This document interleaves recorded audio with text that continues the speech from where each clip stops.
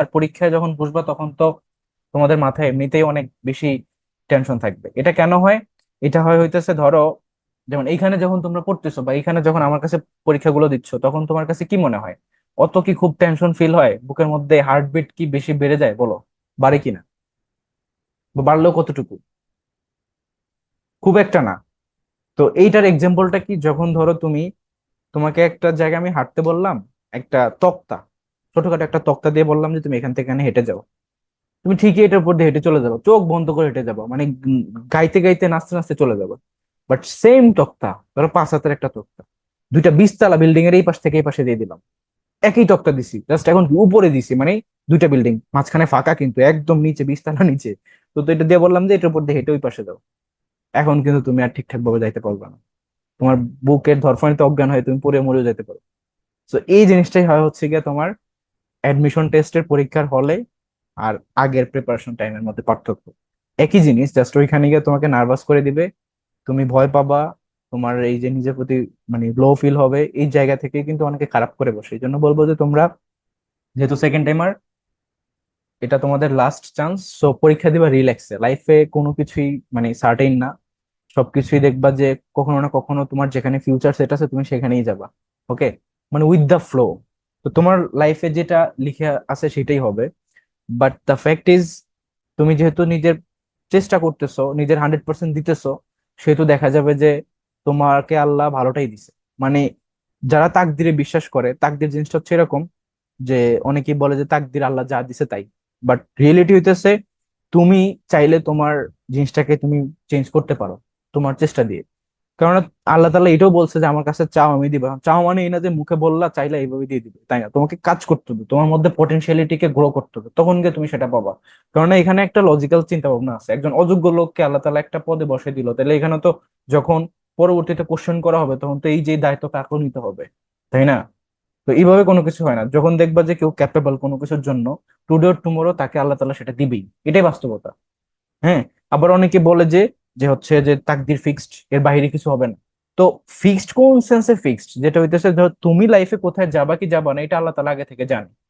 যে আল্লাহ তাআলা আগে থেকেই জানে যে তুমি এমন একটা মানুষ যে কিনা তোমার তাকদিরে এই জিনিসটা ছিল না, বাট স্টিল তুমি কাজ করবা, কাজ করে এই জিনিসটাকে গেইন করবা, পড়াশোনা করে তুমি চান্স পাবা, তুমি ভালো করবা। এই জিনিসটাও আল্লাহ আগে থেকেই জানতো যে এর এখানে এটা লেখা ছিল না, বাট স্টিল এ কাজ করবে, এ ভালো জায়গায় যাবে, এটা আমি আগে থেকেই জানি। তুমি এটা আল্লাহ তাআলার supreme power. But the fact is, এরকম কোনো চিন্তা ভাবনা করার দরকার নাই যে আমার তাকদিরে যা আছে তাই হবে, আমি আর ভালো করতে পারবো না, আমার লাইফে এটা নাই, এরকম চিন্তা ভাবনা করেন। তুমি যদি কাজ করো তোমাকে আল্লাহ তাআলা দিবে। This is the reality. এই জন্য বলবো যে নিজেরা যেহেতু second timer, most of most of you are second timer, that's বলতেছি, 2 জন হচ্ছে ফার্স্ট টাইমার। তো তোমাদেরকে এই সময় ঠান্ডা মাথায় পরীক্ষা দিতে হবে। আমি যখন বিউপে পরীক্ষা দিছি একদম রিল্যাক্সে পরিক্ষা দিছি, আমার পাশে দিয়ে আসতেছিল এক একজন, দেখি যে গাড়ি নিয়ে আসতেছে, এক একজনের সাথে বাপ মা খাবারের টিফিন কারি নিয়ে আসছে। তুমি কি এরা কারা? তো রিয়েলিটি হইতেছে যে এই সকল জিনিস দিয়ে জাজ করলে হবে না। যারা প্রিপারেশন নিয়ে থাকে তাদেরকে নিজেদের মধ্যে এতটুকু পরিমাণে পটেনশিয়ালিটি রাখতে হবে যে তুমি এখন টার্সিয়ারি লেভেলে যাইতেছো, এখন তুমি আর বাচ্চা না, তোমাকে আরেকজন এসে এখানে খাওয়াই দিবেন। তো তোমার মধ্যে যদি ওই কনফিডেন্স থাকে, তুমি যদি নিজে একা এক্সাম সেন্টারে ঢুকতে পারো, নিজে নিজে ফর্ম ফিল আপ করতে পারো, নিজে নিজের পরীক্ষা অ্যাটেন্ড করতে পারো, সবকিছু নিজে করতে পারো, তাহলে পরীক্ষার হলে গিয়ে তুমি কেন মানে কনফিডেন্সের অভাবে কেন তুমি ভয় পেয়ে পরীক্ষাটা খারাপ করবে? এটার কোনো যৌক্তিকতা নেই। এই জন্য বলবো যে নিজে থেকে, আগে থেকে মেন্টাল স্ট্রংনেসটাকে বাড়াও, যে হচ্ছে আমি পরীক্ষা ভালো দিব, যা হয় হবে দেখা যাবে। ঠিক আছে? আর আরেকটা জিনিস যেটা, টেনশন করো যাই করো, সেটা হচ্ছে পরীক্ষায় কোশ্চেন পত্র পাওয়ার আগ পর্যন্ত, যখনই তোমার হাতে কোশ্চেন চলে আসবে, তখন তোমাকে স্ট্র্যাটেজি বাড়াইতে হবে। কিভাবে কি করবা, আগে কোনটা অ্যান্সার করবা, পরে কোনটা অ্যান্সার করবা, সব স্ট্র্যাটেজি নিজে মাথার মধ্যে নিয়ে ঠান্ডা মাথায় পরীক্ষা দিতে হবে। কোনো ধরনের হ্রাস করা যাবে না, কোনো ধরনের স্ট্র্যাটেজিতে ভুল করা যাবে না। ঠিক আছে? যেমন ধরো যেখানে ম্যাথ আছে, ম্যাথকে সহজ শেষে অ্যান্সার করতে হয়।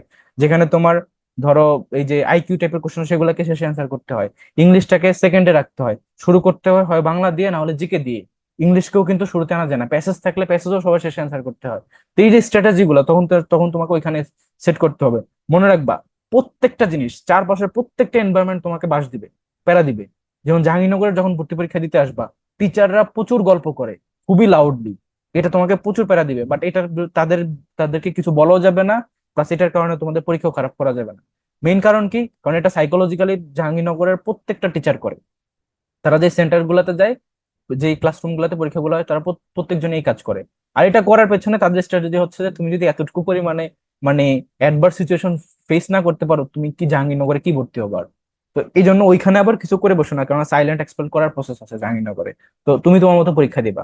আরেকটা হইতেছে যে দেখবা যে এখানে তোমাকে যখন কোশ্চেন দেওয়া হয়, কোশ্চেন গুলো সেট করা থাকে অনেকটা সিস্টেমেটিক্যালি, বাংলা, ইংরেজি, জিকে, ম্যাথ, আইকিউ, এভাবে। তো অনেকেই বলে যে আমি ফর্মাল ওইতে আগাবো, আমার কাছে শুরুতে যেটা দিছে আমি সেভাবে আগাবো। এত ফর্মাল হওয়ার দরকার নেই। তোমাকে পরীক্ষার হলে স্ট্র্যাটেজিতে আগাইতে হবে। তোমাকে আগে জিকেতে যাইতে হবে অথবা বাংলাতে যাইতে হবে, সেকেন্ড যাইতে হবে তোমাকে ইংলিশে, তারপরে যাইতে হবে গিয়ে তোমার ধরো এই যে আইকিউ বা ম্যাথে, তারপর ধরো এট এ টাইম প্যাসেজে। প্যাসেজ ধরো সবার শেষে অ্যান্সার করলো, কোনো সমস্যা নেই। তো এই যে স্ট্র্যাটেজি গুলো তখন পরীক্ষার হলের মধ্যে অ্যাপ্লাই করতে হবে। মানে ভয়ে পেয়ে পুরো স্ট্র্যাটেজি চেঞ্জ করে ফেলবা, টাইমের মধ্যে শেষ করতে পারবা না, এমসিকিউ বাদ পড়ে যাবে, বা একটাটা আরেকটা ফিল আপ করে ফেলবা, এগুলো যাতে না হয়। ঠিক আছে, এই আর কি।